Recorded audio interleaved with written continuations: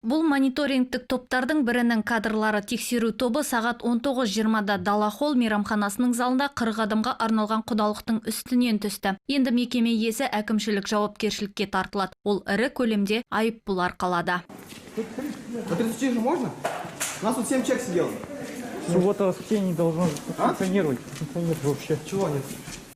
Мониторинг тобының мамандары шағын және орта бизнесті ғана емес, қарапайым азаматтарды да тексеруде. Көптеген адамдар қауіпсіздік шараларын елемей, қонақтарды үйге шақыруда және мерекелік немесе еске алу шараларын ұйымдастырған. Мысалы, Жангелдин ауданда 3 үйде еске алу өткізіліп, шақырылғандардың жалпы саны 100 адамнан асып жығылады. Материалдар жиналып, санитарлық эпидемиологиялық қызмет органдарына берілді. Барлық 3 отбасының қожайындары. Олар Құлмағамбетов Сәбит Бұқарбайұлы, Махамбетов Бауыржан Қайранұлы және Мырзағалиев Талғат Сәбитбекұлы жауапкершілікке тартылады.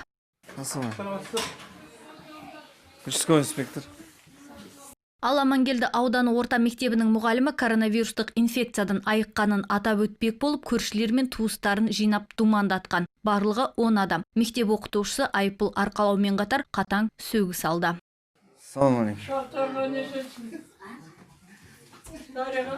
Бақылауды күшейту керек. Барлық кінәлілерді заңның қатаңдығы бойынша жазалау керек. Бүгінгі таңда 162 мониторингтік және мобильді топ жұмыс істейді. 1 қарашадан бастап қазіргі уақытқа дейін 927 рейд жүргізілді. Тексерумен 4700 объект қамтылды. Оның барысында 759 бұзушылық анықталды. Материалдар әкімшілік шаралар қабылдау үшін санэпидбақылау органдарына жіберілді. Анықталған бұзушылық фактілері бойынша 18,7 миллион теңге сомасына 299 айыппұл салынды.